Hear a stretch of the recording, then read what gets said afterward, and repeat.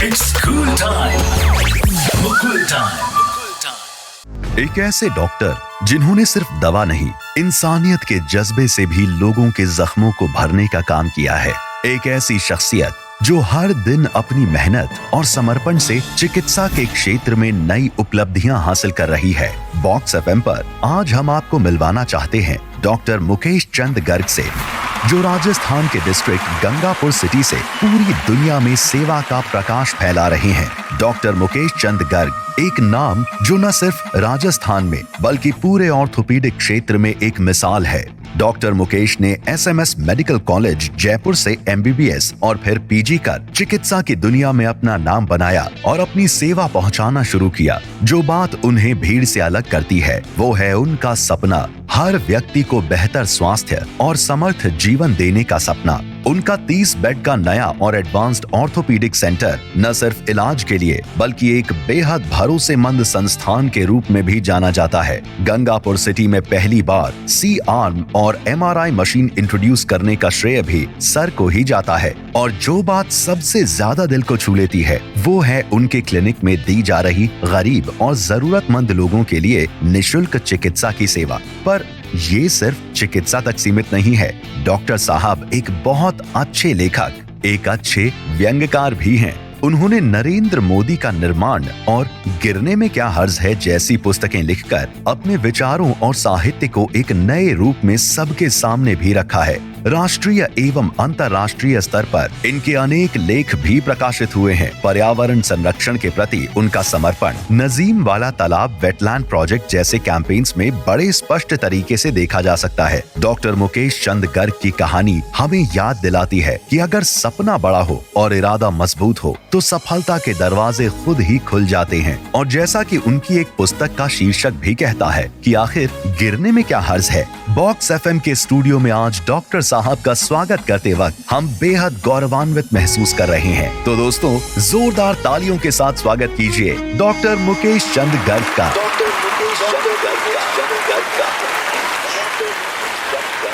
वाह क्या बात है, गिरने में क्या हर्ज है, सुन के ही मजा आ गया। डॉक्टर साहब अभिवादन, आपका स्वागत है बॉक्स एफएम में।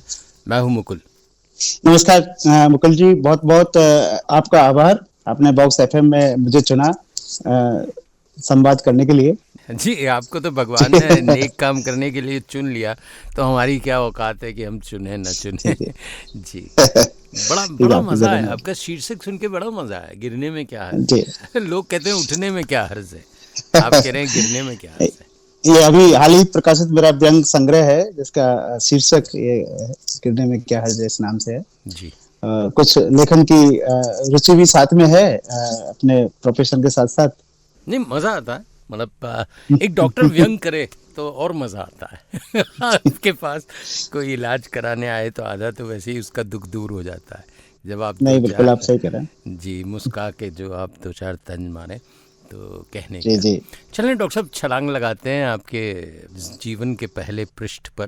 बचपन, पढ़ाई कैसा था, क्या दौर था उस समय? मेडिकल में जाना अपने आप में एक बहुत बड़ा सपना होता था, वो भी एसएमएस मेडिकल कॉलेज। जी बिल्कुल आप सही कह रहे हैं जी।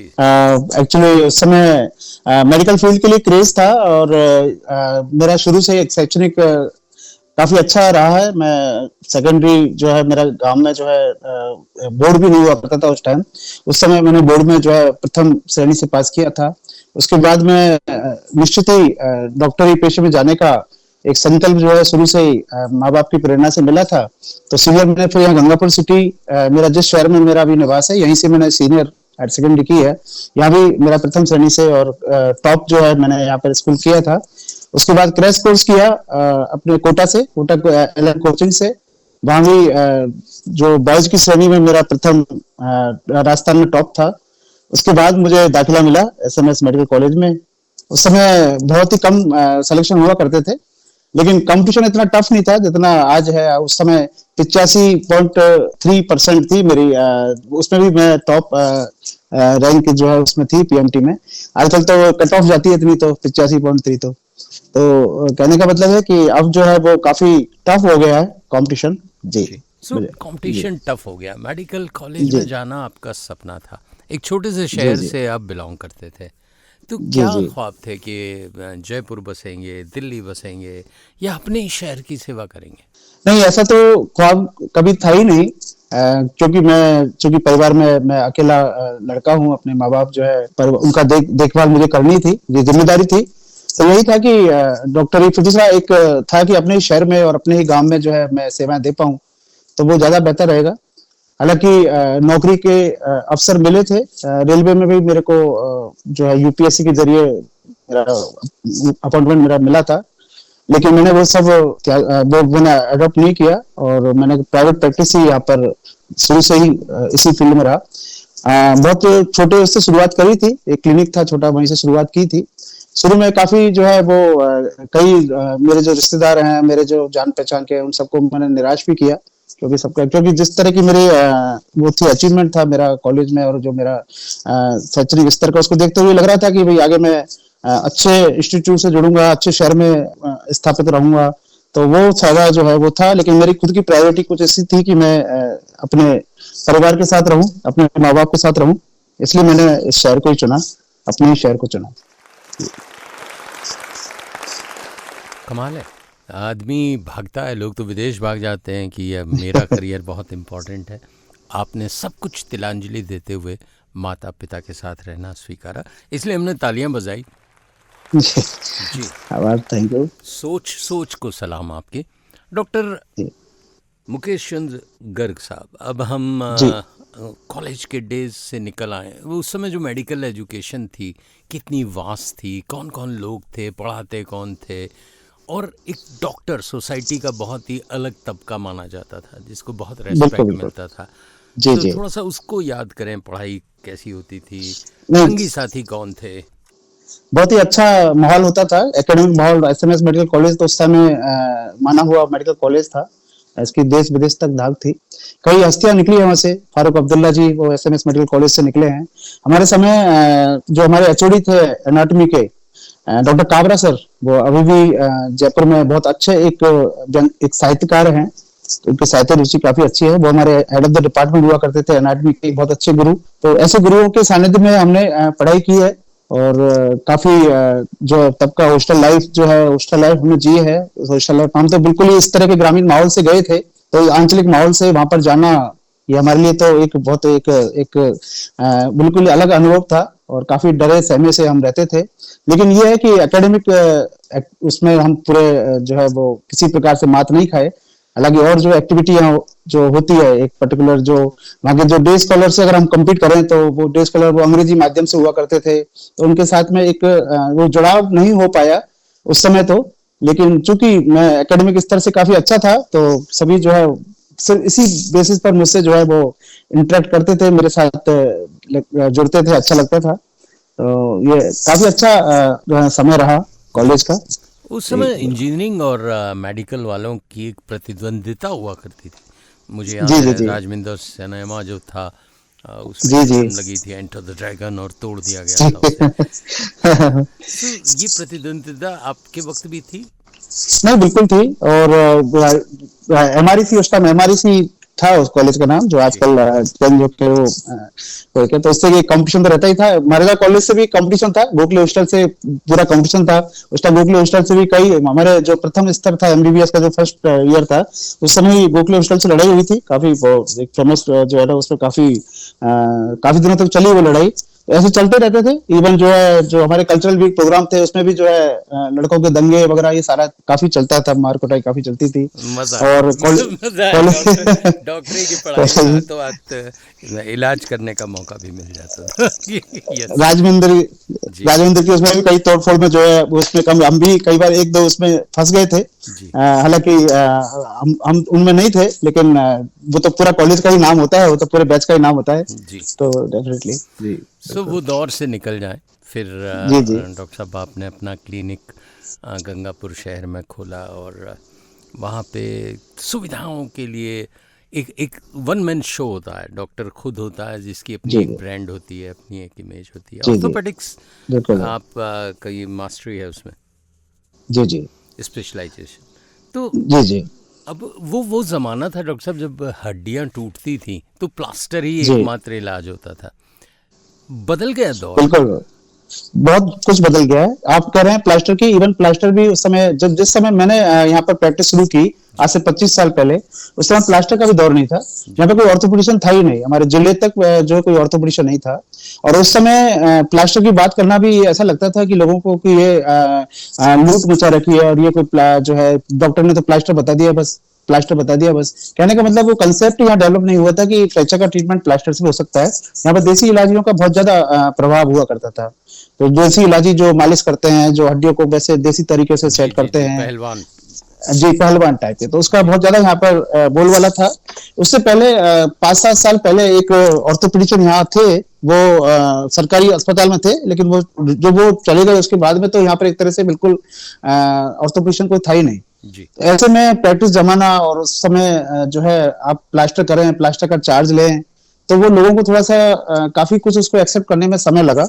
लेकिन हमने भी हिम्मत नहीं हारी, चलता रहा धीरे धीरे। अब वो धीरे धीरे लोगों को समझ में आने लगा। फिर और भी ऑर्थोपेडिशियन यहाँ पर आए शहर में। इसके अलावा फिर मैंने सुविधाएं बढ़ाने में हमेशा मैं आगे रहा। मैंने यहाँ पर सबसे पहली जो यहाँ पर जो IITV CR मशीन जिसको कहते हैं, वो सबसे पहली मशीन जिले में लगाने का मेरा वो रहा। मैंने ही सबसे पहले यहाँ मशीन लगाई थी। और इसके अलावा जो भी इन्वेस्टिगेशन की, ये IITV मशीन एक तरह का लाइव एक्सरे है। आप पेशेंट की हड्डी को सेट करते हुए आप देख सकते हैं हड्डी प्रॉपर सेट हुई है नहीं हुई है, उसका आप ऑन टेबल ही जो है आप निर्णय कर सकते हैं। और आजकल तो जो भी सर्जरी है सारी वो IITV के जरिए ही हो रही है। जितनी भी जो छोटे छिद्रों वाली सर्जरी आप सुनते हैं, नेलिंग, इंटरलॉकिंग, जो भी आज कर रहे हैं आजकल, वो सब कुछ वो उसी के जरिए हो रही है। तो एक तरह से दूरबीन है हमारे ऑर्थोपेडिस्ट की, ये कह सकते हैं आप। क्या बात है, क्या बात है डॉक्टर साहब। थोड़ा सा और हम लोग थोड़े से पढ़े लिखे कम है, इसलिए आपसे ज्यादा जानना चाहते हैं। पहले नीम हकीम हड्डियां जोड़ देते थे, प्लास्टर कर लेते थे, कुछ दवा डाल देते थे। अब आप लोग ऑपरेशन करने लगे, हड्डियां टूट गई बड़े बड़े, और कितनी हड्डियां किरच हो जाएं उन्हें जोड़ दिया जाता है। तो ये साइंस क्या है, मतलब स्क्रू से कसते हैं, क्या क्या टेक्नोलॉजी आई है?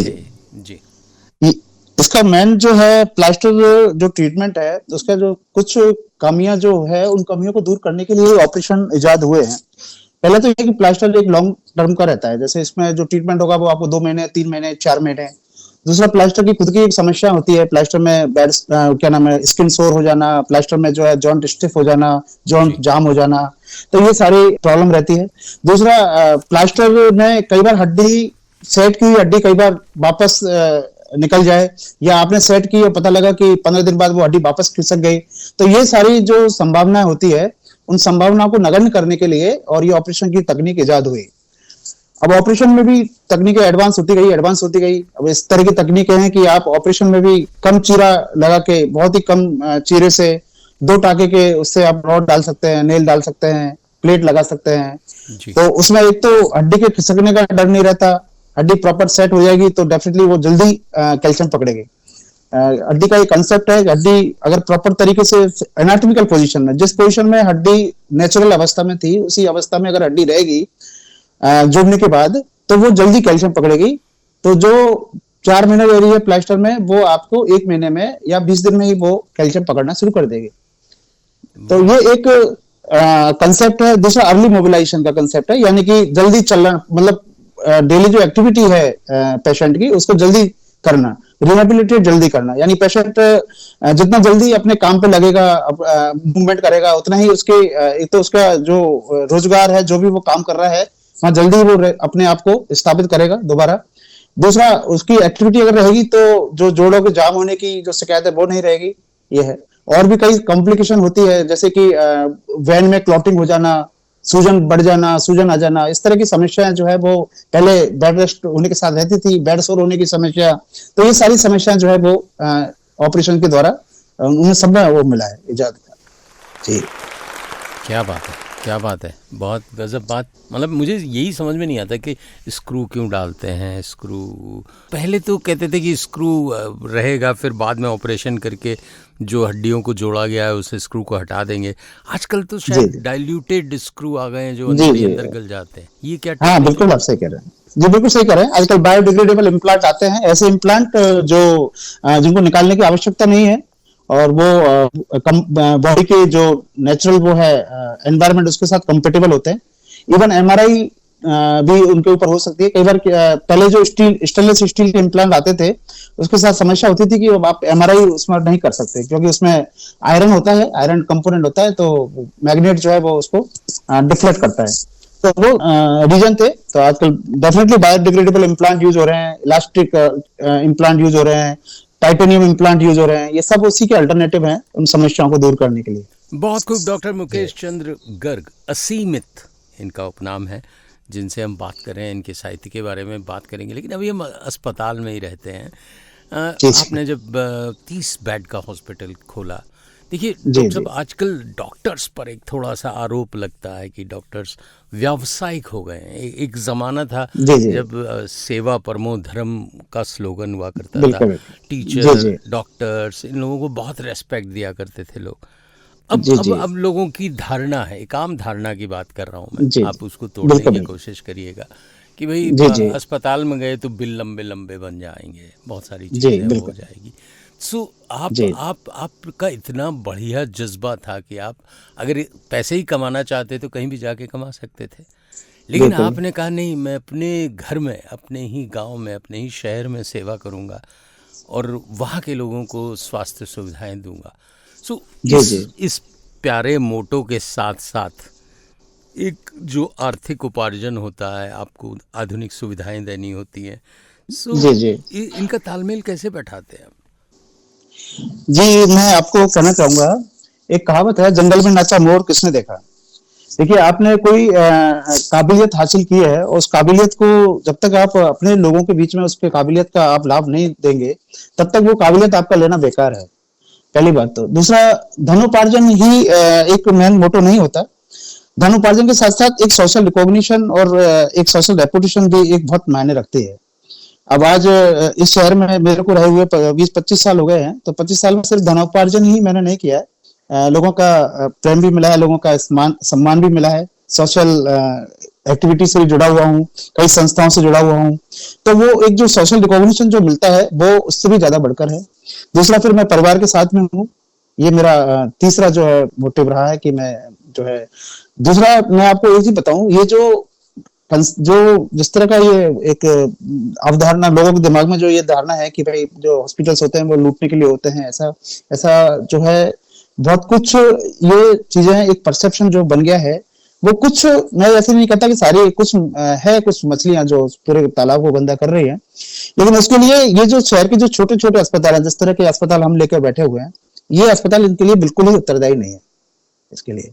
ये क्योंकि हम जो है, अब आप कहेंगे 30 बेडेड हॉस्पिटल, मेरे यहाँ पर कोई 30 बेडेड की ऑक्यूपेंसी नहीं है इतने, लेकिन मुझे एक मजबूरी हो गई 30 बेडेड हॉस्पिटल रखना, क्योंकि मुझे गवर्नमेंट की स्कीम जो है वो लेनी है और गवर्नमेंट की स्कीम के जरिए मुझे लोगों का निःशुल्क इलाज करना है, ऑपरेशन करना है। अब इसलिए मेरी मजबूरी हो गई 30 बेडेड हॉस्पिटल करना, वरना मेरा 5 बेडेड हॉस्पिटल भी होता तब भी मैं वही सुविधाएं लोगों को देता है।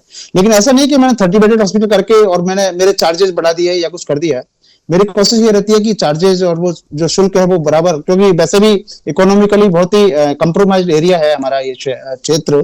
तो मैंने उसी तरीके से, मैं ही नहीं, सारे जो और भी हॉस्पिटल हैं यहाँ पर, वो चाहे 30 बेडेड हो या 50 बेडेड हो, सभी उसी तरह पर काम कर रहे हैं और अच्छा काम कर रहे हैं, सभी अच्छी सेवा दे रहे हैं। और कुछ लोग होते हैं, वो तो देखो, वो तो उनकी धारणा है, आप चेंज कर नहीं सकते, बदल नहीं सकते, वो तो अपनी धारणा बना के रखेंगे। क्या बात, ये बात है जी। आपने कुछ बातें बहुत बढ़िया बोली डॉक्टर साहब, कि चाहे मेरा 5 बेड का होता तो भी मैं उतनी ही तत्परता से काम करता। एक्सपांशन सरकारी योजनाओं के क्रियान्वयन के लिए ज़रूरी है अगर आप करते हैं। जैसे सरकार ने निःशुल्क इलाज करने का बहुत बड़ा बीड़ा उठाया, भामाशाह और दूसरे बहुत सारे क्षेत्र हैं जिनसे ऐसा होता है। तो अपन को क्या लगता है कि आपके यहाँ जो आते हैं वो सेटिस्फाई होके जाते हैं, एक डॉक्टर को भगवान के रूप में जब देखते हैं, जब वो रिलीज होता है, मतलब वहाँ से रिलीव होके निकलता है, तो उसकी आंखें अपने आप बता देती हैं कि वो कितना खुश है, कितना सुखी है, क्या उसका रिएक्शन है। सो कैसे कैसे रिएक्शंस आपको लोगों के मिले जो स्मरणीय हैं? देखिए, अभी जो मैं ये कहता हूँ कि 20-25 साल की उसके प्रैक्टिस के बाद भी अगर कोई मरीज आपके पास में बार बार रिपीट होकर आ रहा है, 4-4 5-5 बार आ रहा है, उसके परिवार में से पहले वो खुद आया, फिर वो अपने बच्चों को, बच्चों के बच्चों को अगर वो लेकर आ रहा है, और आपके यहाँ पर इसका मतलब वो परिवार संतुष्ट है आपसे। तो ऐसे अनगिनत परिवार हैं जो जुड़े हुए हैं किसी हॉस्पिटल के साथ में, वो उसका सबसे बड़ी संतुष्टि है। वो ये एक फीडबैक है कि हाँ, ये मरीज इसका पहले भी जो जिस परिवार के सदस्य का इलाज हुआ है वो संतुष्ट है, तभी वो यहाँ पर आया है। दूसरा, कई बार मैंने देखा है मरीज जो है, मैं 1.5 महीने के लिए मैं अपना सेटअप छोड़ के किसी परिस्थिति बस गया हूँ बाहर अपने कुछ निजी का उसके लिए, तो 1.5 महीने के बाद भी जब मैं वापस आया हूँ तो मैंने देखा है कि कुछ मरीज जो है जिन्होंने इलाज ही नहीं करवाया है, वो घर पर बैठे हुए हैं और वो इंतजार कर रहे हैं कि कब डॉक्टर साहब आएंगे तभी हम इलाज करेंगे, तो वो एक संतुष्टि देता है। हालांकि ये सही नहीं है, अगर आपको कोई प्रॉब्लम है तो आपको इमीडिएट उसको दिखाना है, लेकिन वो एक विश्वास होता है ना कि नहीं, डॉक्टर साहब जब आएंगे तभी देख लेंगे, तब तक देखते हैं, कुछ देसी करा के कुछ कैसे करके, तब तक डॉक्टर साहब आएंगे, एक बार उनको दिखा लेंगे। कोई भी मरीज, इतने मरीज ऐसे होते हैं जो किसी भी दूसरे हॉस्पिटल में जाते हैं, इलाज वहां करा लेते हैं, लेकिन फिर भी वो यहाँ पर मेरे पास में आते हैं सिर्फ इसलिए कि बस एक बार आप मोहर लगा दीजिए कि हाँ, मेरा जो इलाज चल रहा है वो सही चल रहा है, और एक निष्पक्ष उनको ये सलाह मिल जाती है कि भाई आपका इलाज चल रहा है, और वो जो संतुष्टि उसके आंखों में मेरे को देखने को मिलती है, वही सबसे बड़ी उपलब्धता है, वही मेरे लिए सबसे बड़ा अचीवमेंट है। बहुत बहुत बढ़िया बात कह रहे हैं, बहुत मजा आ रहा है आपसे बात करने में, आनंदित हो रहे हैं, क्योंकि एक मार्क लग जाता है, विश्वास होता है ना, डॉक्टर विश्वास का दूसरा नाम होता है। तो जैसा आप कह रहे हैं वैसे मेरे साथ भी हुआ है कि मैंने महीनों इलाज नहीं कराया, क्योंकि जिन डॉक्टर को दिखाना था वो छुट्टी पे थे, कहीं बाहर गए हुए थे। तो ये बहुत बड़ी प्रतिष्ठा की बात है। अब अगर मैं यहाँ पे बॉक्स एफएम के मंच पे आपसे ओपनली पूछना चाहूँ कि आपके अस्पताल में एक मरीज क्यों आए, देखिए बहुत ओपन प्रश्न है, यूएसपी क्या है जी, तो वो बताना चाहेंगे तो बताएं। जी, मैं ये कहना चाहूंगा, मेरे पास में बहुत कुछ ऐसा नहीं है कि आज जो एडवांस टेक्नोलॉजी मेरे पास में है, जैसे कि कुछ ऐसी एडवांस टेक्नोलॉजी है, टीएचआर जो है मेरे यहाँ पर बहुत ही जो है वो बहुत रेयरली होता है, इस तरह के जो बड़े ऑपरेशन है वो रेयरली होते हैं, ऑर्थोस्कोपी ऑपरेशन मेरे यहाँ पर नहीं होते हैं। लेकिन चूंकि आप कैसे भी कोई परेशानी लेकर आए, मेरा एक उद्देश्य रहता है कि मैं उसको सही सलाह दूं। मुझे लगता है कि ये मैं यहाँ पर कर पाऊंगा तो ही मैं उसको भर्ती करता हूँ, तो ही मैं उसका इलाज शुरू करता हूँ। मेरी हमेशा कोशिश रहती है कि अगर 1% मुझे लगता है कि इसको और बेटर ट्रीटमेंट दूसरे सेंटर पर मिल सकता है जो मेरी जानकारी में है या मेरी जानकारी में नहीं हो, लेकिन मुझे पता है कि हाँ ये इससे बेटर ट्रीटमेंट दूसरा है, तो मैं उसे कभी भी ये सलाह नहीं देता कि भाई तुम अल्टरनेटिव उसको नहीं बताता, उसको यही कहता हूँ कि भाई तुम जाके और ये करा ले इसमें। तो ये मेरा एक सबसे प्लस पॉइंट है और यही एक विश्वास है जिसके कारण लोग मेरे से जुड़ते हैं, मेरे पास आते हैं।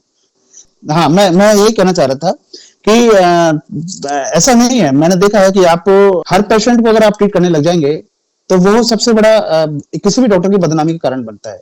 हर डॉक्टर की एक लिमिटेशन होती है, जैसे कि आज से 25 साल पहले पीजी करके मैं यहाँ पर आ गया हूँ, तो डेफिनेटली 25 साल में बहुत कुछ चेंज हो चुका है। कई ऐसी फ्रैक्चर जिनका और बेटर ट्रीटमेंट जो है बेटर टेक्निक से अवेलेबल है, तो ऐसे में मैं सिर्फ अपनी पुरानी टेक्निक ही लगा के और वो इलाज करता रहूं, वो उस मरीज के लिए बिल्कुल ही सही नहीं है। यानी डॉक्टर साहब कहना चाहते हैं कि समय के साथ अपने आप को बदलिए, पढ़िए, लगातार ज्ञान अर्जित करिए, तब जाके आप समय के साथ चल पाते हैं। डॉक्टर साहब एक कहावत है, घर का जोगी जोगना आन गांव का सिद्ध, पुरानी कहावत है, लेकिन अक्सर होता है कि जयपुर में आदमी बैठा है तो वो दिल्ली की तरफ मुंह तकता है, इलाज होता है तो उसे लगता है नहीं एम्स और वहाँ स्कॉट बहुत बड़े हॉस्पिटल हैं, वहाँ जाना चाहिए।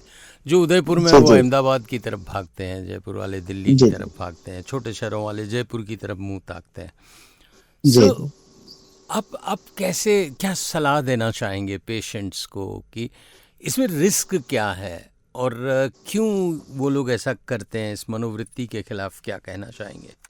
देखो, ये मनोवृत्ति डेफिनेटली हर जगह मिलती है आपको, आपने बिल्कुल सही कहा है। गंगापुर शहर का, मेरे शहर का आदमी चाहेगा कि वो जयपुर के डॉक्टर जो है वो ज्यादा बेटर है, जयपुर वाला दिल्ली की ओर रुख करेगा। लेकिन बात यह है कि इस मनोवृत्ति को हम चेंज तो नहीं, बदल तो नहीं सकते, लेकिन एक बात जरूर है कि मरीज को एक बार ओपिनियन लेने के लिए जरूर आपको, अगर वो उसकी इच्छा है तो उसको भेज देना चाहिए, एक बार सेकंड ओपिनियन जब मिल जाती है ना, तो मरीज संतुष्ट हो जाता है, उसके बाद में फिर वो आप पर भी विश्वास करने लगेगा। ये ऐसा अगर कोई मरीज का रूप होता है तो मैं उसको डेफिनेटली कहता हूँ कि भाई एक बार आप सेकंड ओपिनियन लेने में कोई बुराई नहीं है, एक बार आप जाएं, डेफिनेटली आप ओपिनियन लें। और हो सकता है मेरे से और बेटर आपको कुछ ऑप्शन मिल जाए, लेकिन उस मनोवृत्ति को हम पूरी तरह नकार भी नहीं सकते, क्योंकि हर सेंटर की एक लिमिटेशन होती है। और हम ये तो कह नहीं सकते कि भाई जयपुर जितना बढ़िया ट्रीटमेंट मैं यहाँ पर दे दूंगा, ऐसा क्लेम भी हम नहीं कर सकते ये। लेकिन जो मरीज अगर पूर्ण विश्वास के साथ आपके पास में आया है, तो ये आपकी जिम्मेदारी बनती है, अगर आपने उसको उसका इलाज आप करना शुरू कर रहे हैं तो पूरी जिम्मेदारी के साथ आप उसका इलाज करें, उसके विश्वास जो है वो आप उसका बनाए रखें। बहुत बढ़िया बातें चल रही हैं डॉक्टर मुकेश चंद्र गर्ग असीमित साहब से। हमने तय किया था डॉक्टर साहब कि आधा घंटे हम आपसे आपके हॉस्पिटल और मेडिकल प्रैक्टिस के बारे में बात करेंगे, आधा घंटे आपसे साहित्य की बात करेंगे। सो फटापेक्ष करने से पहले हम चाहेंगे कि मेडिकल से संबंधित और भी कोई रिसर्च, और भी कोई चीज़, और भी कोई ज्ञान आप श्रोताओं को बांटना चाहें तो स्वागत है आपका। जी बिल्कुल बिल्कुल, मैं थोड़ा सा ये बताना चाह रहा था, कई बार क्या होता है कि हम चीजों को नजरअंदाज करते हैं। मैं एक वाकया सुनाना चाहता हूँ। एक बच्ची थी 14-15 साल की, वो बच्ची मेरे पास में आई थी, उस बच्ची के घुटने में सूजन थी, मैंने एक्सरे किया था, मुझे लगा कि इसको कोई ना कोई ट्यूमर है। तो मैंने उनको बहुत समझाने की कोशिश की अपने शब्दों में कि भाई वो मानने को तैयार नहीं थे। वो कह रहे थे, बोले नहीं ये तो गिरी है, गिरने के बाद में इसको सूजन आई है, आप कैसे कह रहे हो इसको कुछ और हो सकता है, और आप इसको जयपुर भेजने की कह रहे हो। और वो माने नहीं, उन्होंने उसका घर पर ही वो इलाज कराते रहे। धीरे धीरे वो ट्यूमर इतना बढ़ गया कि वो जो है कैंसर की पोजीशन में आ गया, एक गांठ थी जो कैंसर की पोजीशन में आ गई, और 6 महीने बाद भी वो बच्ची जो है वो एक्सपायर हो गई। मुझे लगता था कि अगर वो मेरी बात मान लेते और उसका अगर प्रॉपर उसका इन्वेस्टिगेशन हो जाता, उसका प्रॉपर ट्रीटमेंट होता, तो वो बच्ची शायद और 2-5 साल, 6 साल, 10 साल वो जी सकती थी। तो कहने का मतलब है, ये जो इग्नोरेंस है, मैं इससे लिए निवेदन करूंगा सभी जो सुन रहे हैं कि आप किसी प्रकार की कोई सूजन, कोई गांठ, किसी प्रकार की कोई, उसको अगर कोई डॉक्टर आपका ये कह रहा है कि ये कुछ और भी हो सकता है, तो उसको नजरअंदाज नहीं करें। यह बहुत जरूरी है, क्योंकि कई बार बहुत घातक उसके परिणाम हमको भुगतने पड़ते हैं। तो बस एक ये मेरा थोड़ा सा बताया। बहुत बढ़िया बात कही आपने डॉक्टर साहब। अक्सर क्या होता है कि सेकंड ओपिनियन आदमी, मतलब एक बार आप कह दें तो मन को लगता है किसी और डॉक्टर को भी दिखाया जाए। भाई विश्वास रखिए, पहले आप जिसके पास आए हैं उसकी योग्यता, उसकी प्रतिभा पे विश्वास रखिए, ताकि ये नहीं हो। मेरे एक मित्र हैं कोटा में, डॉक्टर हैं, वो कहते हैं मैं जैसे कोई सही सलाह दे देता हूँ ना कि भाई देखो आपको ये इलाज यहाँ प्राइवेट में महंगा पड़ेगा, आप अस्पताल चले जाइए सरकारी, वहाँ पे ये चीज़ सस्ती मिल जाएगी, और बाकी इमरजेंसी है तो मैं, आपको लगता है कि नहीं आपको सुविधाएं चाहिए, वो चाहिए तो मैं कर लूँ। तो बोले वो फीस भी देना नहीं चाहता। अगर मैं उसको बता दूं कि नहीं बहुत संकट है, ये है, तो तुरंत आदमी क्या है कि इलाज के लिए तैयार हो जाएगा। लेकिन आप भलमानस्ता दिखाइएगा तो वो आपको ठेंगा दिखा के चल जाएगा। जी, आपके साथ कभी ऐसा? बिल्कुल नहीं, बिल्कुल। ये तो खैर एक ऐसी बात है, इसको अपन इग्नोर भी कर सकते हैं, कोई बात नहीं है। लेकिन कई बार क्या होता है कि मरीज की जो मनोवृत्ति होती है वो होती है कि भाई आपने फीस ली, 200 रुपये आपने फीस ली और आपने दवाई लिखी 100 रुपए की, तो मरीज कन्विंस नहीं होता, उसको लगता है यार 200 रुपए की तो फीस डॉक्टर साहब ले ली और दवाई लिखी सिर्फ 100 रुपए की। तो ये एक मनोवृत्ति जो है वो बहुत ही कॉमन है, मतलब मरीजों में मैंने देखा है बहुत ज्यादा कॉमन है। तो कहने का मतलब इस मनोवृत्ति को भी लोगों को छोड़ना पड़ेगा। भाई आप कंसल्टेशन को और उसको, भाई कई बार क्या है कि आप जो कंसल्टेशन कम ले रहे हैं वो अगर आपको 1000 रुपये दवाई लिख देंगे ना, या आपने कंसल्टेशन नहीं ली और उन्होंने 1000 रुपये की दवाई लिख दी, तो मरीज उसको बड़े उससे एक्सेप्ट करेगा। भाई डॉक्टर ने देखो फीस भी नहीं ली, लेकिन वो नहीं समझता कि आपने डॉक्टर ने फीस नहीं ली लेकिन वो 1000 रुपये की दवाई आपको लिख दी है। ये वो दवाइयां जो हो सकता है उसमें कुछ अननेसेसरी दवाइयां हो। तो कहने का मतलब है कि फीस देने में जो आप आनाकानी करते हैं, वो कई ऐसे डॉक्टर हैं जो मजबूर हो जाते हैं। मैं ऐसा नहीं कहता कि सभी डॉक्टर की ऐसी मनोवृत्ति होगी, लेकिन ये एक कई बार ये होता है कि वो जो है उसको मेडिसिन को तो एक्सेप्ट कर लेंगे, 1000 रुपए की मेडिसिन को या 2000 रुपए की जांच को एक्सेप्ट कर लेंगे, लेकिन डॉक्टर की फीस देने को जो है वो, जबकि डॉक्टर की फीस उसका स्वाभिमान होता है, जैसे लेखक का स्वाभिमान उसकी रॉयल्टी होती है, ऐसे ही। तो अगर आप डॉक्टर को उसकी फीस देंगे तो निश्चित ही जो है वो डॉक्टर, इसका मतलब आप डॉक्टर पर विश्वास करते हैं, उसकी काबिलियत पर विश्वास करते हैं, तो डॉक्टर फिर आपको उचित सलाह देगा, उचित मेडिसिन देगा, कभी भी वो आपसे फिर चीट करने की कोशिश नहीं करेगा। मेरा एक जो इस मामले में विचार है, मैं इसको जनरलाइज नहीं कर रहा हूँ, एक बिल्कुल एक वो बता रहा हूँ जो लोगों की मनोवृत्ति है और उसको किस तरह से आप बदल सकते हैं। जी, बहुत मुश्किल होता प्रोफेशन में रहते हुए कुछ बातें बेबाकी से बोलना, और हम आपकी तारीफ करेंगे कि आपने बहुत बेबाकी से कुछ चीज़ें बोली जिसकी ज़रूरत है। आज बहुत स्पष्टता की ज़रूरत है। मैं एक ऐसे डॉक्टर को जानता हूं जिनकी फीस थी 30 रुपये और वो 1000 का सैंपल दे दिया करते थे। और लोग घबरा जाते थे कि भाई ये डॉक्टर साहब ने 30 रुपये ही लिए हैं, 1000 का दे दिया, पता नहीं क्या डॉक्टर हैं, दोबारा कहीं SMS जाके दिखाएं क्या। मतलब देखिए, अगर आप भला कर रहे हैं तो कई बार भला करना भी आपका घातक हो जाता है। एनीवे, घातक हो जाता है, लेकिन आप इस चीज़ से एकदम असंपृक्त रहें। अगर डॉक्टर भगवान है, अपने प्रोफेशन के प्रति ईमानदार है, तो उसे इन चीज़ों से फ़र्क नहीं पड़ता। एक आखिरी प्रश्न ये कि जैसे बहुत सारे पेशेंट्स होते हैं, जब फीस की बात चली तो वो फीस नहीं दे पाते होंगे। आपने अभी एक बहुत अच्छा शब्द का मैंने पकड़ लिया जिसमें था कि अननेसेसरी दवाई लिखना। जी। सो अभी एक ट्रेंड चल रहा है इस तरह का कि 3 दवाई आप लिखेंगे, चौथी दवाई आपको कुछ टॉनिक या कुछ एक्स्ट्रा बी कैप्सूल वो लिखना ही पड़ता है कि 7-8 दवाई लिखेंगे तो आपकी विद्युता झलकेगी। और अगर आपने सिर्फ एक दवाई लिख दी तो उसे लगेगा डॉक्टर साहब को रोग ही नहीं समझ में। तो आपके यहाँ तो ऑर्थोपेडिक्स में भी ऐसा होता है क्या? नहीं, देखो ये तो सभी फील्ड में है और इसमें कुछ मैं ऐसा नहीं कहूँगा, इसमें कुछ मेडिकल स्टोर का भी जो है वो रोल होता है। मैं इसको बहुत जनरलाइज तो नहीं कर रहा हूँ, लेकिन कई बार क्या होता है कि आप प्रिस्क्रिप्शन की पर्ची लेके गए डॉक्टर के पास, डॉक्टर के पर्ची को लेकर गए मेडिकल स्टोर पर, और मेडिकल स्टोर फिर उसमें से निकालेगा, आपको कहेगा यार ये दवाई तो आपको, ये तो बुखार की दवाई है, ये आपको दर्द के लिए क्यों लिख दी, ये आपको उसकी दवाई है, ये तो आपको लिखनी नहीं चाहिए, वो आपको लिखनी नहीं चाहिए। तो कहने का मतलब है ये एक जो मिसकंसेप्शन है, इसमें मेडिकल स्टोर का भी काफी रोल रहता है। और दूसरा जहां तक है, बिल्कुल डॉक्टर की ये जो टेंडेंसी कभी नहीं होती कि वो दवाइयां एक्स्ट्रा दवाई लिखे या कुछ लिखे, लेकिन कई बार मनोवृत्ति ये होती है कि मरीज खुद ही जो है, जैसे एक बार आपको दवाई लिख दी और वो कहते साहब आप ये भी लिख दीजिए, आप ये भी लिख दीजिए, साहब आपने पिछली बार तो ये लिखा था, अब इस बार क्यों नहीं आपने लिखा, और साहब आप 15 दिन की जगह आप महीने भर की लिख दीजिए। अरे साहब कौन आएगा मेरे पास 15 दिन बाद आने का, वो नहीं है साहब, आप महीने भर की लिख दीजिए। अब आप महीने भर की लिख रहे हैं उसको जबरदस्ती, जबकि उसको जरूरत नहीं है महीने भर की। तो कहने का मतलब है मरीज खुद ही जो है वो डॉक्टर को गाइड कर रहा है कि भाई आपको दवाइयों में ज्यादा ये भी लिखना है, ये भी आप लिख दो, ये भी लिख दो, और आप इतने दिन की क्यों लिख रहे हो, इतने दिन की लिख दो। तो वो सारी चीजें हैं जो कई बार ये लोकल प्रैक्टिस में जो है वो डॉक्टर को मजबूर कर देती है। बहुत मजा आया आपसे बात करने में, बहुत सैल्यूट करने का मन कर रहा है आपको मुकेश चंद गर्ग साहब। वाकई बहुत ईमानदारी से जब कोई डॉक्टर बात करता है तो बहुत सुकून मिलता है दिल को। एक छोटा सा म्यूजिकल और कॉमर्शियल ब्रेक लेंगे डॉक्टर साहब, उसके बाद साहित्य के संसार पे आपके गोता लगाएंगे। हॉस्पिटल से इतर एक दुनिया और है जो आपकी बहुत विलक्षण है, उस पे बात करेंगे। क्या आप अपनी दांतों की समस्या से परेशान हैं?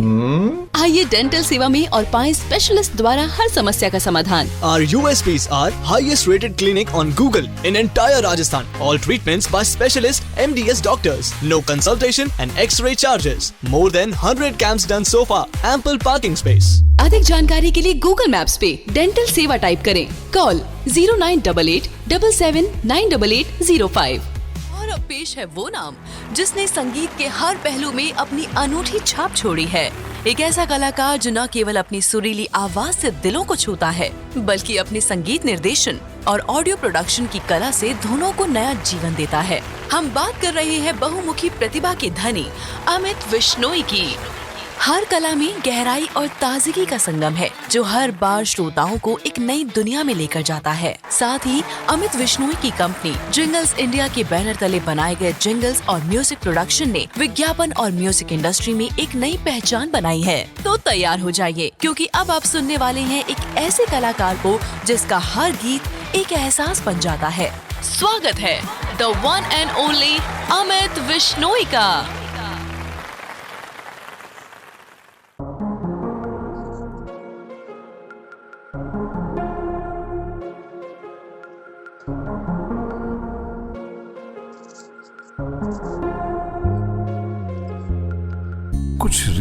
जगत की ऐसी है, हर एक सुबह की शाम हुई। कुछ रीत जगत की ऐसी है, हर एक सुबह की शाम हुई। तो कौन है, तेरा नाम है क्या? सीता भी यहाँ बदनाम हुई। कुछ रीत जगत की ऐसी है, हर एक सुबह की शाम हुई।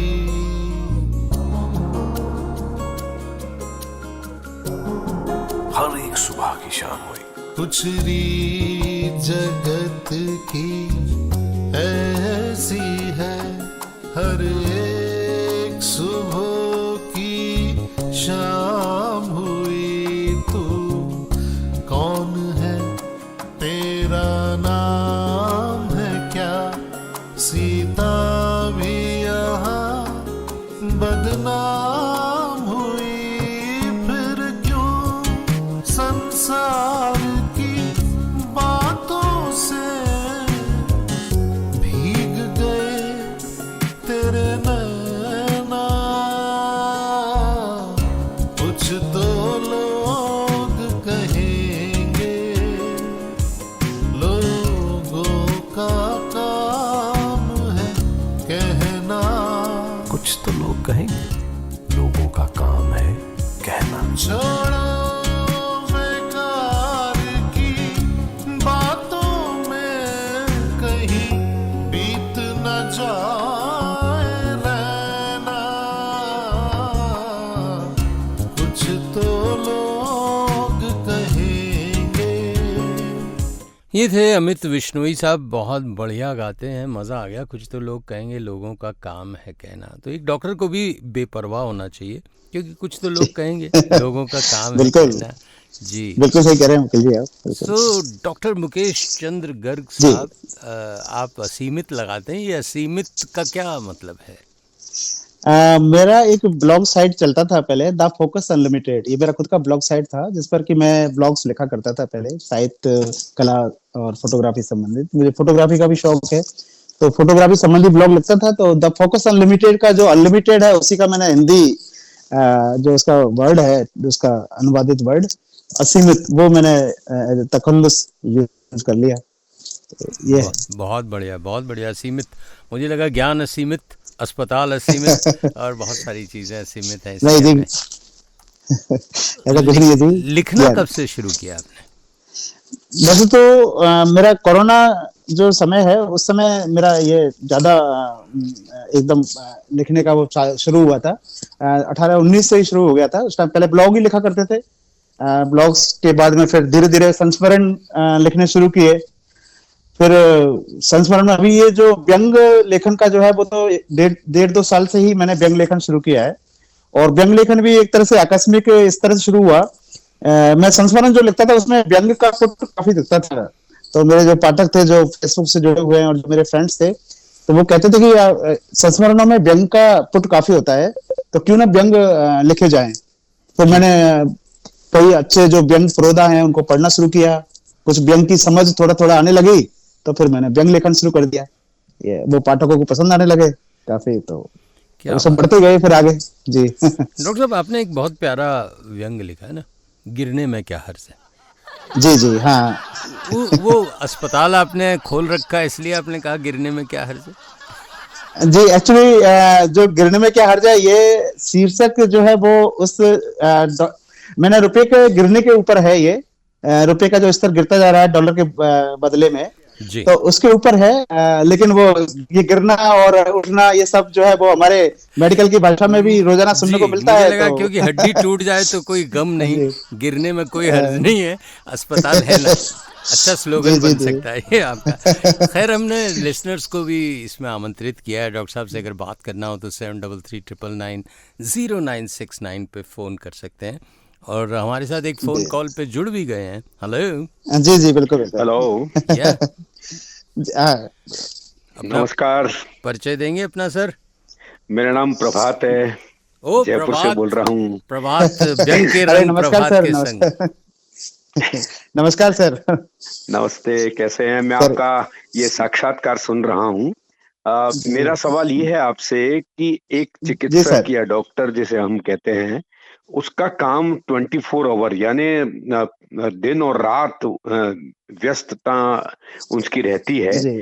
ऐसे व्यस्त समय के बाद आप लिखने के लिए कैसे समय निकालते हैं? मैं सबसे पहले तो आपका आभार दूंगा, मैं आपका आभार व्यक्त करना चाहूंगा। और व्यंग के रंग प्रभात के संग के साथ मैं शुरू से जुड़ा हुआ हूँ, तो और आपने मुझे इस पटल के लिए रिकमेंड किया, इसके लिए भी आपका आभार। मैं सर सब कुछ आप सभी से जो है प्रेरणा मिली है। और दूसरा लिखने का मैं सुबह का समय चूज करता हूँ, सुबह 5 से 5, 5:30 बजे से ही जो है मैं उस समय जो है बिल्कुल दिमाग जो है वो लेखन का और सोचने का और उसका ही जो है वो मैंने समय जो है वो डेडिकेट कर रखा है। और ये 9:30, 10 बजे तक चलता है मेरा, तो उस पर सतत प्रक्रिया है, शुरू से ही मेरा यही समय रहा है। और ये समय को मैंने कभी किसी और उसमें इसी बीच में अगर कोई इमरजेंसी आ जाती है, कोई आपातकालीन, तो वो एक अलग बात है। अदरवाइज ये समय मेरा लेखन कार्य में ही निकलता है।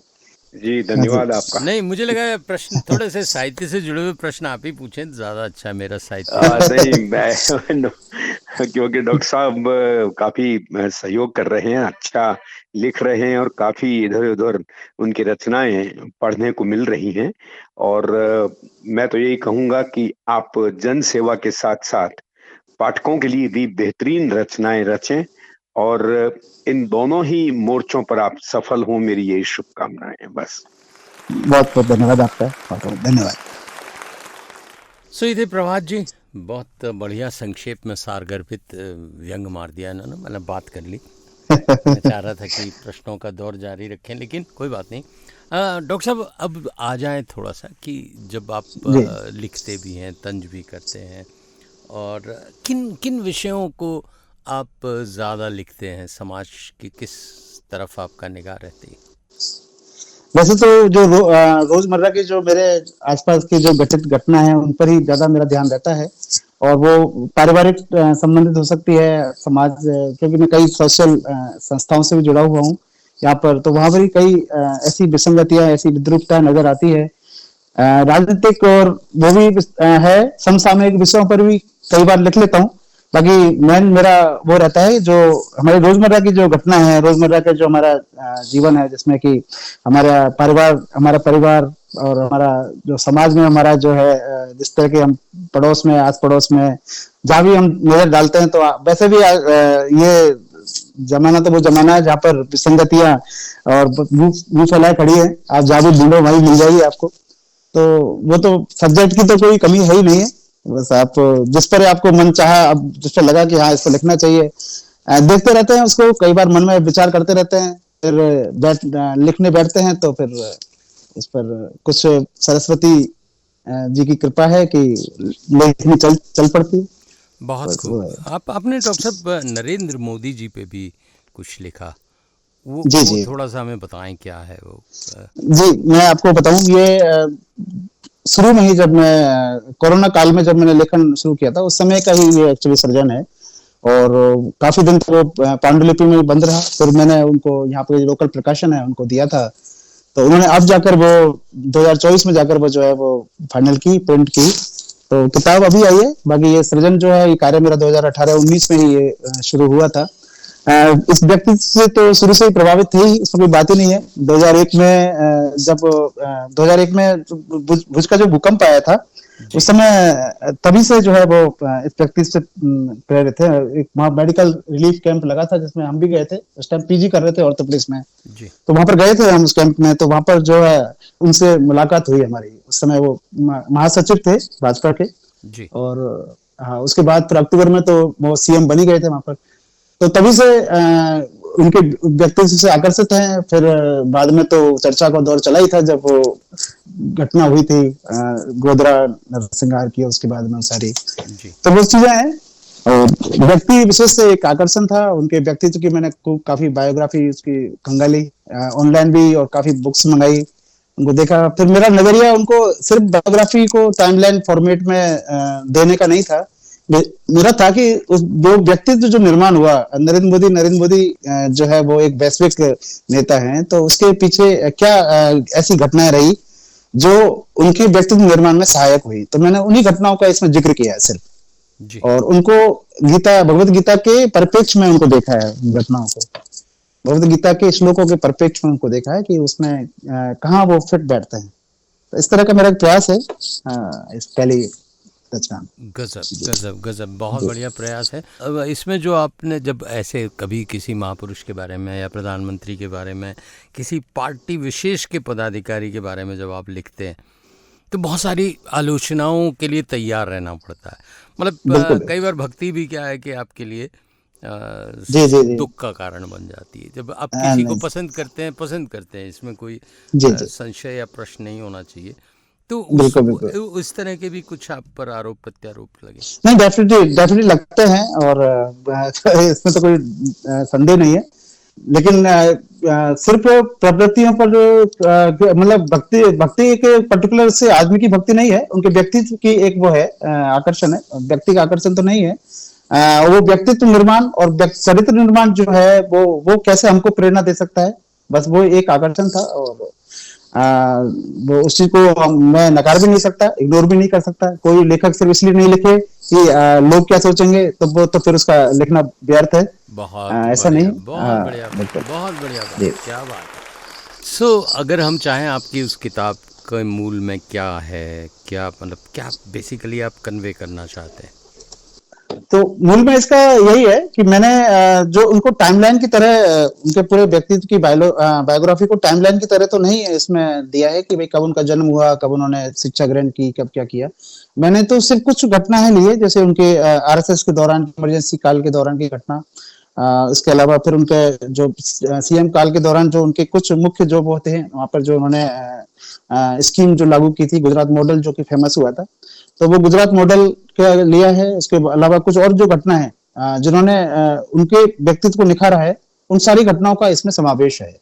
उन घटना को संक्षिप्त विवरण भी है और साथ में वो घटना कैसे एक व्यक्तित्व निर्माण में और उनके सहायक हुई होंगी, यह एक मेरा अपना विचार दिया है उन घटनाओं के प्रति, ये था। और उसको फिर भगवत गीता के श्लोक के साथ हर खंड को मैंने उसको 6 खंड में डिवाइड किया है, पूरी पुस्तक को, जिसमें कि उनका जन्म से और उनका 14 वर्ष का उनका कार्यकाल, फिर 14 वर्ष से उनका जन्म से 14 वर्ष का उनका जीवन, फिर 14 वर्ष से उनका जो आरएसएस और इमरजेंसी काल का जो जीवन था वो, फिर उनका महासचिव बनने के दौरान का जीवन, फिर उसके बाद में उनका सीएम काल का जो समय रहा वो, फिर उनका प्रधानमंत्री जो कार्यालय है उसमें मैं 2014 से 2019 5 साल का कार्यालय का जो कार्यकाल रहा है वो मैंने लिया है इसमें, क्योंकि 2019 में ये मैंने कर दिया था जी।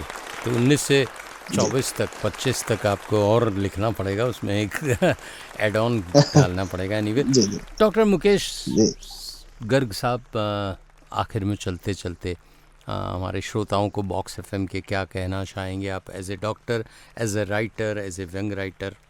जी, बहुत ही अच्छा लगता है इस तरह के आप जो शैक्षिक, राजनीतिक और जो इस तरह के मेडिकल फील्ड से रिलेटेड आप उनको बुलाते हैं, व्यक्तित्व को से जानकारी आप साझा करवाते हैं। ये बॉक्स एफएम को बहुत अच्छा अभिनव अच्छा प्रयास है। और मैं सभी से यही कहूंगा कि स्वस्थ रहें, मस्त रहें, खूब लिखें, पढ़ें सभी। और कोई ना कोई एक पैशन आपकी लाइफ में होना चाहिए। पैशन होना बहुत जरूरी है लाइफ में, हॉबी होना बहुत जरूरी है। काम तो हम सभी कर ही रहे हैं और पैशन जो है वो आपको जिंदा रखता है, आपको ये लगता है कि भाई आप जिंदा हैं और आप जीवंत हैं।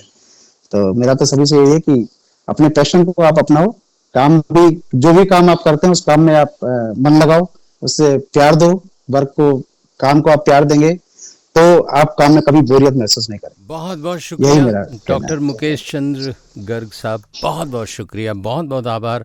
बॉक्स एफएम की तरफ से इसी तरह से आपसे मुलाकात फिर कभी होगी। शुक्रिया। नमस्कार।